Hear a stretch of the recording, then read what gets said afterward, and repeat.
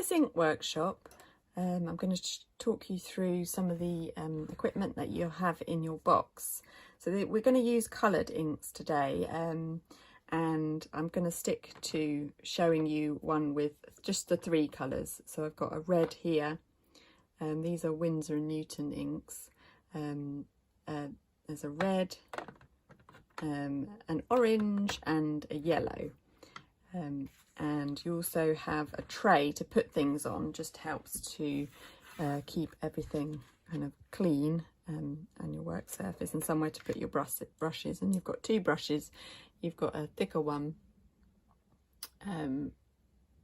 with a fine tip, and a thinner one as well for the smaller details. I find most of the marks that you want to make are better with the thicker one, actually, because you can still do very fine lines because of the tip being so narrow. And I've got 2 cups of water, so I'll provide you with 2 things to put water in. And the reason for this is because it helps keep your brushes clean and helps to not contaminate. So when you're using different colours and you're dipping them in, you want to make sure that your brush is properly clean before you put it in, because otherwise you end up contaminating the colours.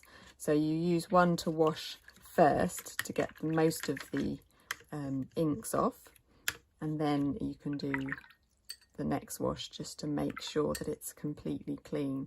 You've also got some kitchen towel here to dab if you don't want too much water on your brush. So the more water you have in your brush, the lighter the colour will be. So it'll be a paler colour with more water. So for things that you're doing in the background, you might want more water if you're trying to create some depth. And then you've got some watercolour paper. So it's really important because it's quite a lot of water that goes on. Watercolour paper helps you to wet the paper and it to not to ripple, not to crinkle, helps it stay flat, and the colours mix better on the watercolour paper. You can, if you want to, just try out on rough paper. So I did have a go at kind of doing some brush strokes just on some normal cartridge paper, but it does tend to work better, and you get a better effect on the watercolour paper, and you've got slight texture on it as well. So the best thing to do to start is to try out some different marks that you can make with your brush. So I'd start with the thicker one and put some water on it, make sure it's clean, maybe dab off slightly, and then you can dip it straight into your first colour. So I'm going to do the red here. It's actually quite a pinky red, this one. And then you can just use a piece of your paper just to explore making marks, different thicknesses. So the more you press down with your brush, the thicker your line, and you can vary your line, so make it go thicker and thinner by just altering the amount of pressure, how much you're pushing it down. So when you dip it, you can just wipe it slightly on the edge. Also look at if you're doing more of a wiggly line, the variations that you can do with that. So it's quite fun to just play with the different marks. So just pressing down and up, down and up. You can play with doing smaller marks, some little tiny,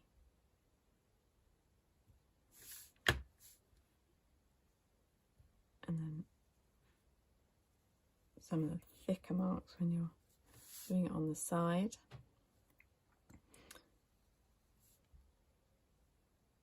You can just fill your paper with different flicks, see what different effects you can make.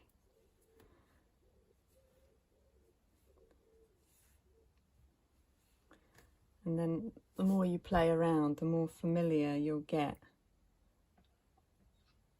with the different marks that you can make.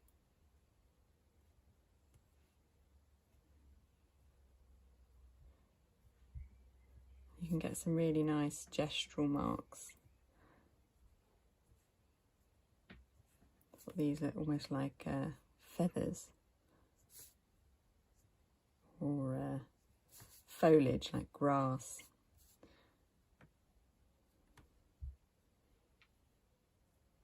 So spend some time playing around with these first, just fresh, just one colour, fresh from the pot.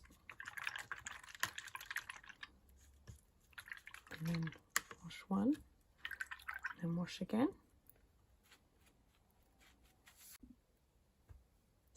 So another thing to try is with blending, and you can do this by wetting the paper first.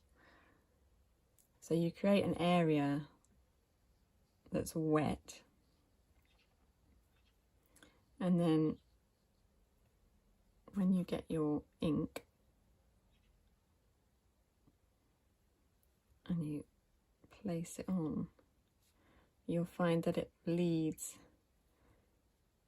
and spreads, so you get some really nice effects. And it does mean it's quite difficult to control, but you can get some really nice effects as you get used to it.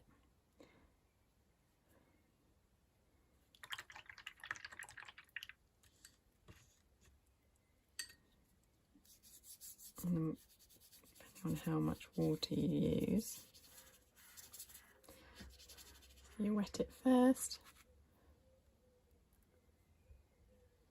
and you can try making quick marks, so you get this kind of fluffier effect, making something kind of that looks a bit hairy, and then you can add more into it if you want some darker areas. See how they mix.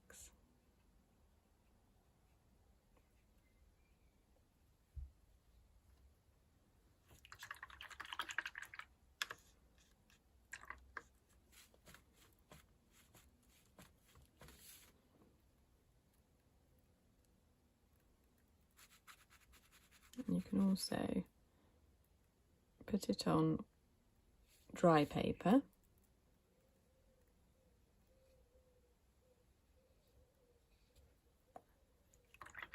and then take some plain water, and you can soften an edge by running the water along it. This kind of allows the edge of the ink to bleed, so you get a softer edge.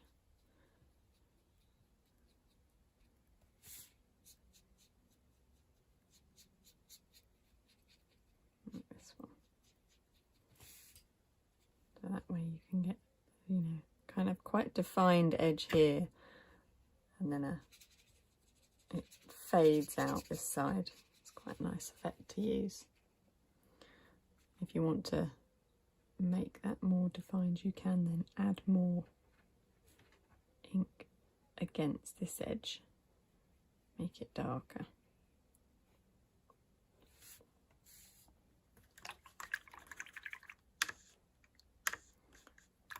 You can also try blending colours together.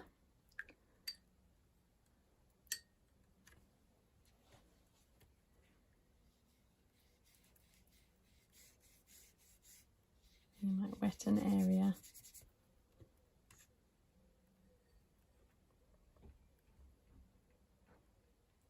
and I use some of the yellow.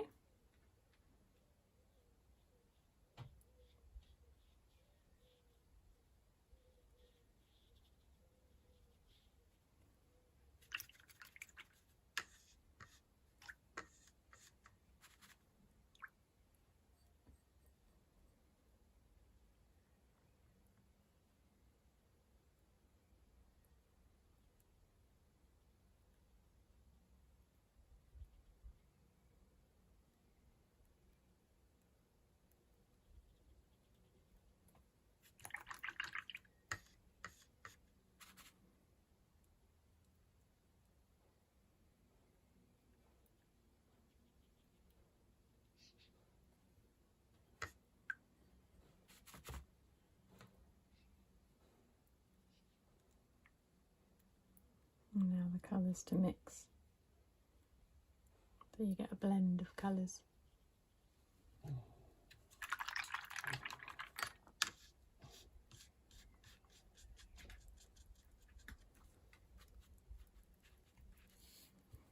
And when you've done an area that you've done with the blend, so that you've done the wet paper and then you've put the paint on and it's spread like that, once it's dry, like with watercolours, you can then go over it with just a ink straight from the bottle, and you can, if you want to do some darker edges, you can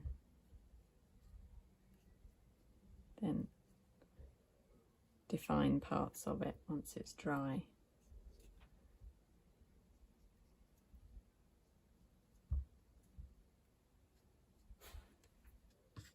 So have a play around with the inks, and then you might like to have a go at doing a kind of final piece, putting some of those techniques into use.